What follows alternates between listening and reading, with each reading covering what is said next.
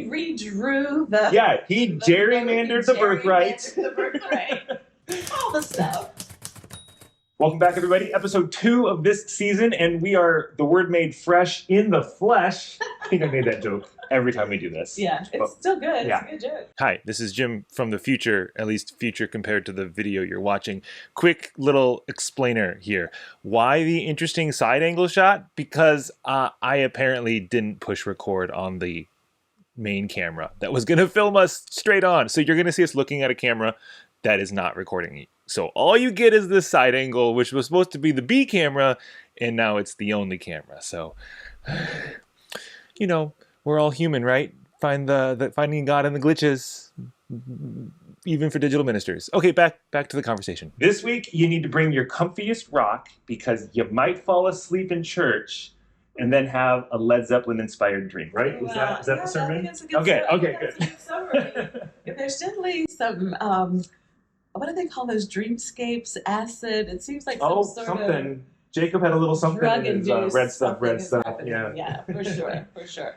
Okay, so we are still in Genesis for the last time. Narrative Lectionary has us, turning pages quick. So last week we had Abraham having a little moment where he didn't go toe-to-toe with God and gave in to this horrific command. That was a great sermon. If you haven't seen last Sunday's, you should. And then this week we are now to, Abraham's grandkids? Jacob and Esau? Yeah? That's right. Jacob is Abraham's grandkid, and we got a little family drama going on. We do. What's the text, and then how are you holding it? Yes, so it's Genesis, is it 27, 28, and 28? I think that sounds right. So there's a lot of trickster energy in this family. I mean, this family is incredibly dysfunctional. But whose family is it? I mean, if you are one of those people, drop us in the chat and say, not me. Sometimes it's nice to read the Bible and realize you're not the only one. You're not the only one. But something that's really important, I think, to remember about this family, they are not here because they are exemplars or because they are like people worth following. We want to always remember the person worth following is God and God's commands. And our focus is on the promise of God more than the behavior of God's people because they be acting crazy, right? So God has decided, and I think it's important to remember, to redeem the world, to save the world through this family. And regardless of how far to the left or the right they go, God is always calling them back and always reminding them that there is a promise, that God is faithful, that no matter how out of pocket they get, God will find a way to redeem all of us through this family. And that is really great news. That's good news, for sure. For sure. So Jacob has, there's so much going on in this story. He's the younger twin brother. Yep. His older brother is entitled to the birthright and the blessing. The society said that the oldest child got that. And those are two different things. And those are two different things. Yeah. The birthright he gets by tricking. He gets that for a cup of soup. A cup of soup. Yeah, when his older brother was hungry coming in from the field. But that's a different story. That is a different story. Thank you for that. So this is the inheritance. This is the blessing. Okay, thank you. Yeah, I don't know. So his mother helps him. And they trick his father who's blind. They put fur on and make the food, and the dad's like, how did you make it so fast? And he's like, I don't know, really good shot. I had God's favor to find the deer or something. Yeah. So there's lying going on, there's trickery going on. Which is his name, by the way. It is true. Jacob means trickster. It does. And I think what's interesting about this story, I think it reinforces some things that have happened before and some things that will continue to happen. God has made a promise. And then we stick our finger in there. It's like, well, I'll just help out, right? I know you promised me a child, but Sarah, I'm going to have my maidservant sleep with my husband. Or Abraham's like, I know you promised me a child, but I'm just going to help out. And if everything goes haywire when we cannot, for whatever reason, trust God's promise. And I think that's a lesson for us as well. But I think I almost wanted to push back, but then I heard what you said, which is always a good thing to do before you push back. Yes. Because it sounded like God's got a plan, And when we try to get involved, we mess it up, as if we're not supposed to be involved in participating in God's plan. But that's not what you said. That's not what I'm No. saying. So, because I think sometimes, because God was very clear with Sarah and Abraham. Yeah. I will provide you. I will give you a child. So you're going to let God do what God's a doing. long time, right? And oftentimes God will say, I'm going to do a thing. These are your instructions.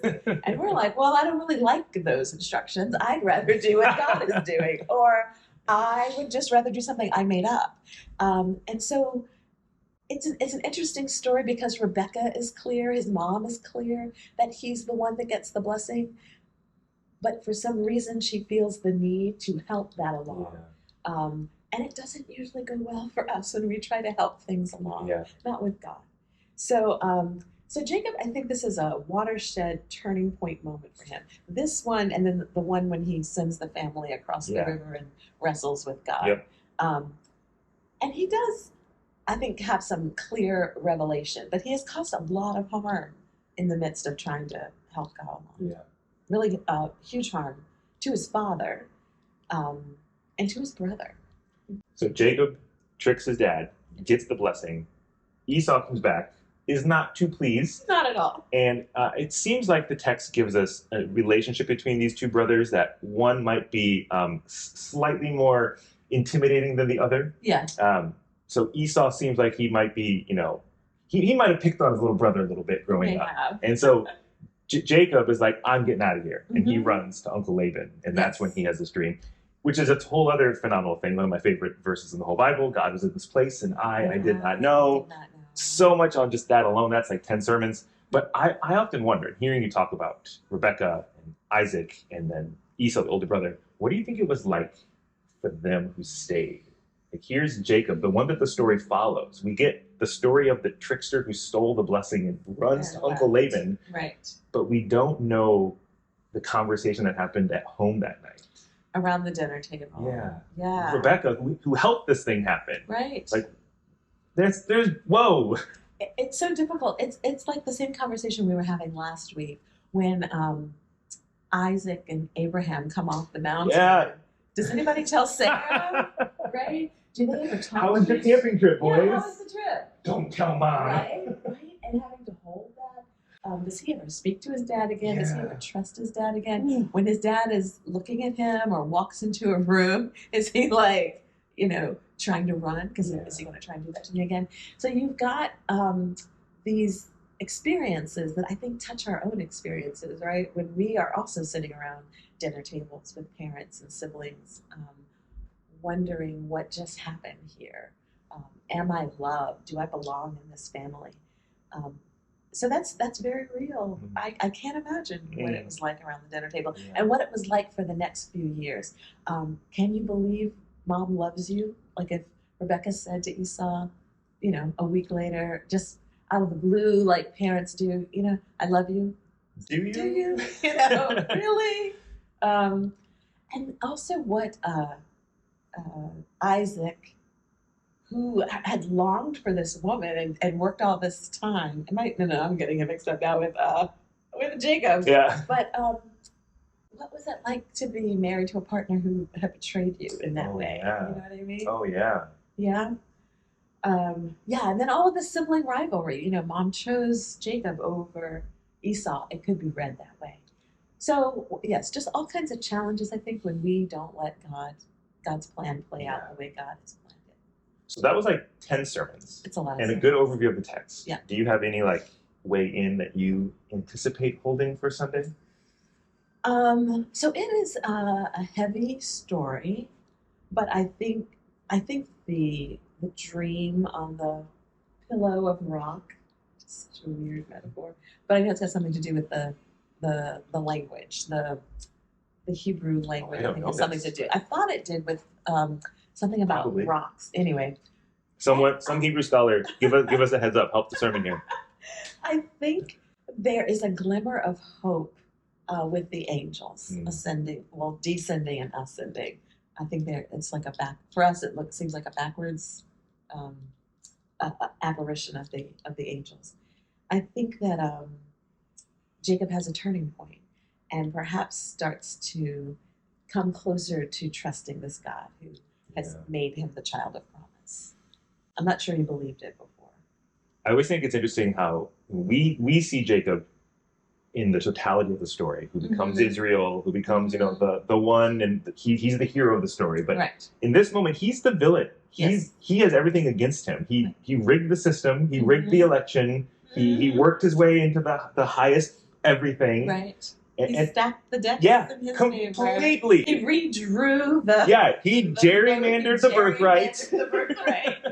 All the stuff. But that's where if I see him as the hero, then of course it's a good moment. But when I see him as the villain, the trickster living up to his name, that makes me think like, okay, who are the people who are rigging the systems today, and where are those rocks they're going to fall asleep on and have this divine? Is there hope for them too? Oh my Lord, let's just pray now that could actually happen. But like you said, this is one of two watershed moments for him. It is. He goes on and then he tricks Uncle Laban, and he continues being a trickster. And it's not until he comes back across the river and wrestles with God, that's not in this text, but it makes me think like, sometimes you need multiple encounters with the divine to really reorient the way you're behaving. I also think sometimes you need responsibility. So he is alone in this moment. It's just him, right? Young Jacob, living life. But the next time, he's with his family, wives and his children and all of his wealth and all of these people who are counting on him to keep them alive. Yeah.